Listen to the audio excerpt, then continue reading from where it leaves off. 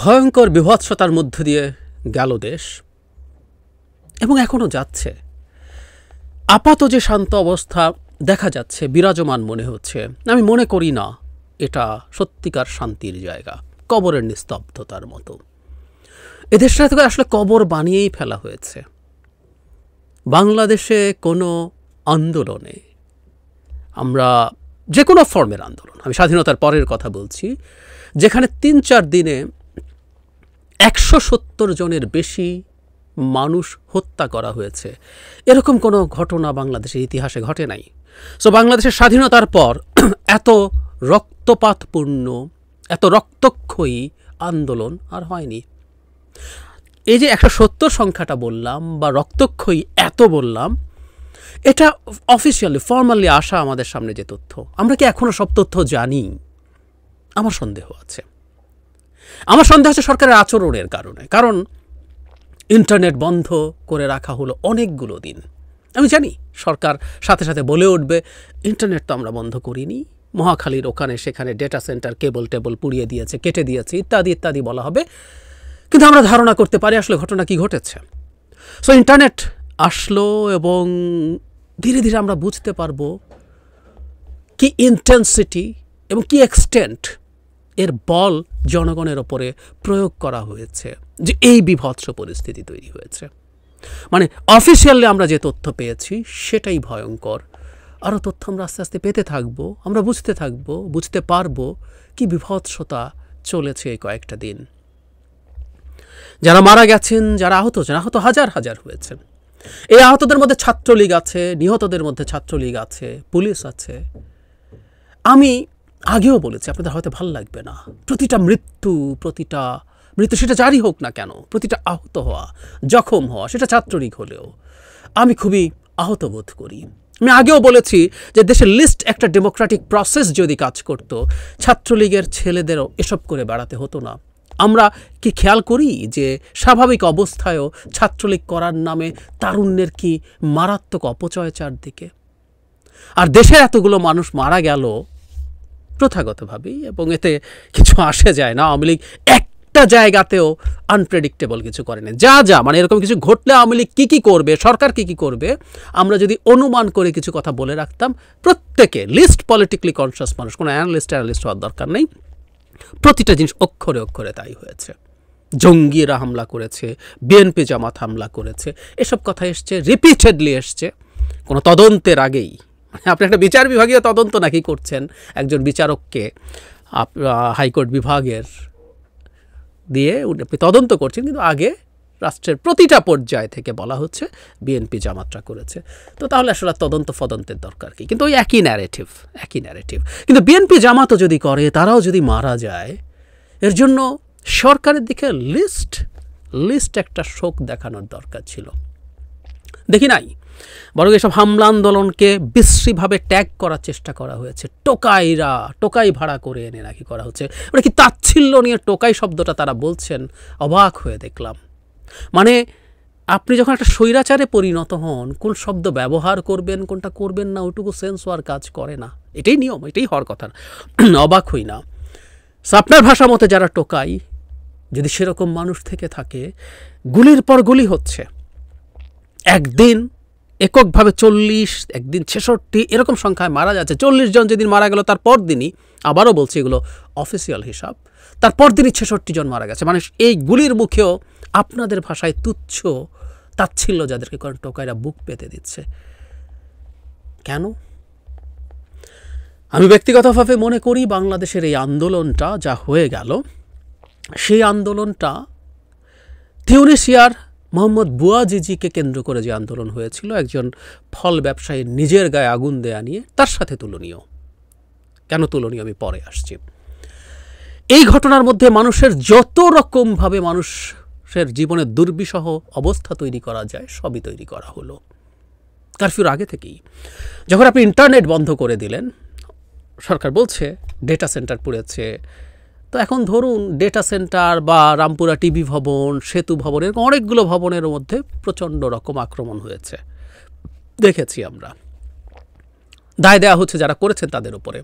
আমি এই প্রসঙ্গে একজন খুবই পরিচিত মানুষ, ব্রিগেডিয়ার জেনারেল রিটায়ার্ড জনাব সাখাওয়াত হোসাইন, উনি নির্বাচন কমিশনার হিসেবে আমরা চিনি, উনি একজন গুরুত্বপূর্ণ নিরাপত্তা বিশ্লেষক। তিনি খুব গুরুত্বপূর্ণ একটা প্রশ্ন করেছেন, মিডিয়াতে কলামে লিখেছেন, উনি বলেছেন সেটা হলো এই প্রতিষ্ঠান, ধরুন বিটিভি ইজ এ কেপিআই মানে কি পয়েন্ট ইনস্টলেশন, মানে এটার রাষ্ট্রীয় অত্যন্ত জরুরি গুরুত্বপূর্ণ একটা প্রতিষ্ঠান যেখানে নিরাপত্তা থাকবে সর্বোচ্চ পর্যায়ের। ভিডিওতে দেখানোর চেষ্টা করা হয়েছে কোনো রকম তেমন কোনো বাধা ছাড়াই এটা করেছে। বিটিভির আক্রমণ তো প্রথম দিনই হয়নি, যখন আগে সংকট হচ্ছিল এটার নিরাপত্তা ব্যবস্থা কেন রাখা হয়নি? একইভাবে ডেটা সেন্টার পড়ানো বলেন, সেতু ভবন, আরও কি কয়েকটা মন্ত্রণালয় পড়ানো হয়েছে, স্বাস্থ্য অধিদপ্তর, একটা স্টেশন। এই প্রশ্ন তাহলে আসে, আপনি পর্যাপ্ত নিরাপত্তা ব্যবস্থা না নিয়ে কি এটা হতে দিয়েছেন? বা কেউ তো পাল্টা প্রশ্ন করতেও পারে, নাকি এটা আপনি ঘটিয়েছেন? এই যে আগুনের অজুহাতে আপনি ইন্টারনেট বন্ধ করে রাখতে পারলেন, বলা হচ্ছে যে ইন্টারনেট বন্ধ করে রাখা সরকার ক্ষতিগ্রস্ত হয়েছে, এক মন্ত্রীকে বলতে শুনলাম। মানে এই বেনিফিটটা দেখলেই বোঝা যায় যে পরিমাণ ভ্যান্ডালিজম চালানো হয়েছে, বর্বরতা চালানো হয়েছে রাষ্ট্রের নাগরিকদের ওপরে, পুলিশ এবং পরে বিজেপি মিলে সেটা মানুষের সামনে আসে নাই। মানে কমন যুক্তি, ইন্টারনেট বন্ধ থাকায় সবচেয়ে ক্ষতিগ্রস্ত হয়েছে যারা এই মুভমেন্টে আছে, তারা তাদের যোগাযোগ ঠিকভাবে হতে পারছে না, তারা তাদের তথ্য আপলোড করতে পারছে না, জানান দিতে পারছে না, তারা ইন্টারনেট নষ্ট করবে, অন্তত যুক্তি তাই বলে না। বেনিফিটেড সরকার হয়েছে এবং এইসব যোগাযোগ বন্ধ থাকা ইন্টারন্যাশনালি যে পরিমাণ তথ্য গ্লোবাল মিডিয়ার কাছে যাওয়ার কথা ছিল সেই পরিমাণ তথ্য প্রবাহিত হতে পারছে না। শুধু তাই না, আমি একজন বিখ্যাত গার্মেন্ট মালিকদের নেতা জনাব হাতেমকে আমি একটা টক শোতে বলতে শুনেছি ইন্টারন্যাশনাল কলও যাচ্ছে না, উনি ওনার বায়ারদের সাথে যে ফোনে কথা বলবেন সেটাও পারেন। আমরা বুঝতে পারি ইন্টারন্যাশনাল কলও তাহলে অফ করে রাখা হয়েছে যাতে বাংলাদেশের খোঁজ খবর বিদেশি মিডিয়ার কাছে খুব বেশি যেতে না পারে। তার মানে আপনি মানুষকে অন্ধকারে রেখে পরিকল্পিতভাবে ব্রুটালিটি চালিয়েছেন, সেজন্যই এটা করেছেন। এবং এই ইন্টারনেট বন্ধ থাকার কারণে কি নাভিশ্বাস জনজীবনে উঠেছে আমরা তো দেখতে পাচ্ছি। আর সব সরিয়ে রাখি, বিদ্যুতের প্রিপেইড মিটারের রিচার্জ করা যায় না, আমি নিজে সেই সংকটে পড়েছি। গ্যাসের কারো আছে প্রিপেইড মিটার, বা কেউ দুটোর সংকটে পড়েছে, হাতে টাকা নেই, এটিএম কার্ড থেকে টাকা তোলা যাচ্ছে না, এটিএম বুথ থেকে। মানে সংকটের কোনো শেষ নাই, বিভৎসতার কোনো শেষ নাই। ছোট ছোট ব্যবসায়ীদের যারা ইন্টারনেট ভিত্তিক ব্যবসা করে তাদের ব্যবসা ধ্বংস হয়ে পড়ে বসে আছে। তার চাইতে জরুরি কথা, ইন্টারনেটকে ভিত্তি করে কিছু ফ্রিল্যান্সার কাজ করছেন, গার্মেন্ট ইন্ডাস্ট্রি, বড় ব্যবসায়ীদের কথা যদি চিন্তা করি, জনাব হাতেমের কথা ওনাকে রেফার করে বলছি, জনাব হাতেম বলছেন যে আমি যোগাযোগ করতে পারছি না, 2-4 দিন যাওয়ার পর দেখা যাবে এই অর্ডার আমার দেশে আর আলটিমেটলি থাকবে না, কারণ বাংলাদেশে যদি আনস্টেবল এই অবস্থা হয়ে থাকে তাহলে বাংলাদেশকে অর্ডার কে দেবে? এই অর্ডার উনি বলছেন ভিয়েতনাম, কম্বোডিয়া, চায়নায় চলে যাবে, হুইচ ইজ ভেরি রাইট। না হয় হাতেম সাহেবের মতো মানুষরা এই ধাক্কা সামাল দিতে পারবেন, দেশের ক্ষতি আছে, কিন্তু এই যে ফ্রিল্যান্সাররা যারা বছরের পর বছর চেষ্টা করে একটা জায়গায় পৌঁছেছেন, তারা তাদের বায়ারদেরকে, ক্লায়েন্টদেরকে হারিয়ে ফেলবেন। একটা সময় দেখা যাবে এই কাজগুলো আর বাংলাদেশে আসছে না। এবং সত্যিকার অর্থে বাংলাদেশে যদি এই আনস্টেবল সিচুয়েশন হয় তাহলে বাংলাদেশকে কে কাজ দেবে? কিন্তু সরকার আসলে কিছু আসে যায় না, আমরা বাঁচি মরি শেষ হই, কিছু আসে যায় না। সরকার জনগণ সুখে আছে কি নাই তাতে তার নীতিগত লিস্ট একটা ভ্রুক্ষেপ নাই, কারণ একটা গণতান্ত্রিক ব্যবস্থা নাই, লিস্ট একটা নির্বাচন নাই, এটা হবারই কথা। একেবারেই আনপ্রেডিক্টেবল কিছু না। কেউ বলছেন সরকার শেষ পর্যন্ত যেভাবে আপিল বিভাগের শুনানি এগিয়ে এনে তারা এই ব্যবস্থা করার চেষ্টা করেছেন, মানে স্টুডেন্টের যে দাবি সেটার সাথে কনফার্ম করে। আমরা ওই আলোচনা তর্কে ঢুকছি না, সরকার যেভাবে চায় এখন শেষ পর্যন্ত আপিল বিভাগ সেভাবে রায় দিয়েছে কিনা, যদিও এসব নিয়ে কথার আছে, আজকের এই জরুরি বিষয়ে কথার মধ্যে আর না বলি। কেউ বলেন এই শুনানিটা তো আগেই আনা যেত, স্টুডেন্টের সাথে আগেই আলোচনা করা যেত। না, আমি তা মনে করি না। আমি মনে করি সরকার যা পথে যাবার কথা ছিল সে এক্স্যাক্টলি তার প্রেডিক্টেবল পথে এগিয়েছে, একদম কোনো ভিন্ন পথে যায়নি। প্রত্যেকটা নিয়ে আমি আলাদা আলাদা ভিডিও করব। আমি চেয়েছিলাম এক সময় বাংলাদেশে এই ঘটা যদি সুস্থ থাকি এবং বেঁচে থাকি এবং যদি জেলের বাইরে থাকি, এই পরিস্থিতিতে কয়দিন এইভাবে থাকা যাবে আমি তাও জানি না। এই প্রশ্ন আছে, অনেকে তাদের কনসার্ন জানাচ্ছেন। তো চেয়েছিলাম যে এই কথাগুলো এক ধরনের ভিজুয়াল ডায়েরির মতো থাকবে। যাই হোক, অনেকগুলো দিন কথা বলা যায় নাই। চেষ্টা করব খুব দ্রুত এই ঘটনার উপরে আরও কয়েকটা ভিডিও খুব দ্রুত পরপর দিয়ে দেওয়ার জন্য। ওই যে বলছিলাম যে সরকার আসলে একেবারে তার প্রেডিক্টেবল পথে গেছে, একদম একদম কোনো এছাড়া উপায় নেই, এবং সরকার এখনও যা করছে তাও উপায় নেই, এবং বর্তমানে যে জায়গায় দাঁড়িয়ে আছে সেটা সরকার একটা বিরাট পরাজয় দেখাচ্ছে আমাদের সামনে। আসবো শেষ অংশে। আগে একটা কথা বলছিলাম যে তিউনিসিয়ার আন্দোলনের সাথে এটাকে খুব সুন্দরভাবে মেলানো যাবে। ওখানে একটা ভিন্ন আন্দোলন, ভিন্ন মানুষের অসন্তোষের মধ্যে শেষ পর্যন্ত একটা চরম স্বৈরাচার, যে 25 বছর আমাদের স্বৈরাচারের চেয়ে বেশি দিন স্বৈরাচারী ক্ষমতা সে ধরে রেখেছিল, 25 বছর শান্তিতে থাকার পরও বিভিন্ন শ্রেণী পেশার মানুষের জমে থাকা পুঞ্জীভূত ক্ষোভ ফেটে পড়েছিল ওই জায়গায় গিয়ে। ঠিক একই রকম একটা ঘটনা এবার হলো। কোটার যে আন্দোলন, তার মধ্য দিয়ে সরকার বলবে এটাকে সামনে রেখে বিএনপি, জামাত, জঙ্গিরা এটা করেছে সেটা করেছে, মানে একটা কারাগার ভেঙে চুরে অস্ত্র লুট হয়েছে, 85টার কয়েদি সব বের করে দিয়েছে সরকারের। এই হলো নিরাপত্তা ব্যবস্থা যখন সারা দেশ সংকটের মধ্যে আছে। এগুলো কেন হয়, কারা করে, এই দেশের জনগণ ধারণা করতেই পারে, কারণ এগুলো হলেই তো আপনি আসলে দেশটাকে যেভাবে শান্ত করছেন সেভাবে করতে পারবেন। আসবো সে জায়গায়। যাই হোক, আপনি এই আন্দোলনটা শুরু হলো, তার মধ্যে এটা হয়েছে সাধারণ মানুষ, আমরা সব চলে যাওয়ার আগ পর্যন্ত যথেষ্ট পরিমাণ ছবি আমরা আমাদের সোশ্যাল মিডিয়াতে দেখেছি। টিভিতে রেস্ট্রিকশন আছে বলে বিশ্বাস করি, তারপরও টিভিতে আমরা যখন দেখলাম সেখানে দেখতে পেলাম সাধারণ মানুষজন রাস্তায় আছে, এবং আপনাদের ভাষা যারা টোকায় তারা সাধারণ মানুষ। হ্যাঁ, একজন প্রধানমন্ত্রী, একজন মন্ত্রী, একজন রাষ্ট্রপতি এই রাষ্ট্রের যতটুকু মালিকানা হোল্ড করেন, ওই টোকাই, আপনারা যাকে তাচ্ছিল্য করে টোকাই বলেন, ওই টোকাইয়েরও সেম হিস্সা আছে রাষ্ট্রে।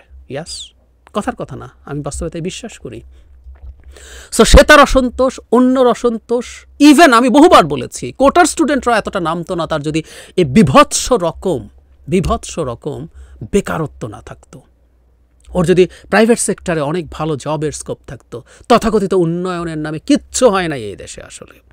ইয়াংদের বেকারত্ব তার প্রমাণ, এবং সরকারি চাকরির জন্য এই যে উন্মাদ একটা প্রজন্ম তৈরি হয়েছে, এটা অত্যন্ত চমৎকারভাবে, অত্যন্ত বিশ্রীভাবে সরকারের উন্নয়নকে তাচ্ছিল্য করে। সো ক্ষোভ আছে সবার। ইভেন যে ছেলেটা কোটার জন্য নেমেছে, ওর পরিবারেও শান্তি নাই। তার বাবা যদি যথেষ্ট ধনী না হয়, তার পরিবার যদি যথেষ্ট ধনী বা যথেষ্ট উচ্চ মধ্যবিত্ত নয়, মধ্যবিত্ত পরিবারও বর্তমান মূল্যস্ফীতিতে মানে জেরবার অবস্থা। এগুলো জেরবার অবস্থার মধ্যে সে দেখছে একজন বেনজির সারা দেশ কিনে ফেলছে, একজন আসাদুজ্জামান মিয়া দেশ কিনে ফেলছে, একজন আজিজ আহমেদ মিলিটারি চিফ দেশ কিনে ফেলছে, একজন মতিউর লাখ লাখ টাকায় গরু ছাগল কিনছে, তারা ছাগল কেনে 15 লাখ টাকায়। এগুলো আবার চোখের সামনে হচ্ছে যে আপনি শেষ হচ্ছেন, কিন্তু আপনার সামনে অসততা এই পর্যায়ে গেছে, দুর্নীতি এই পর্যায়ে গেছে, লুটপাট এই পর্যায়ে গেছে। আওয়ামী লীগের বড় টড়না পাড়ার নেতাদেরকে ওই শিশুরা, কিশোররা, তরুণরা ছোটবেলা থেকে দেখে আপনার একটা পাতি নেতা হলে এসইউবি চালান এই দেশে। সব ক্ষোভ তো আছে, সেগুলো তো বেরোয়।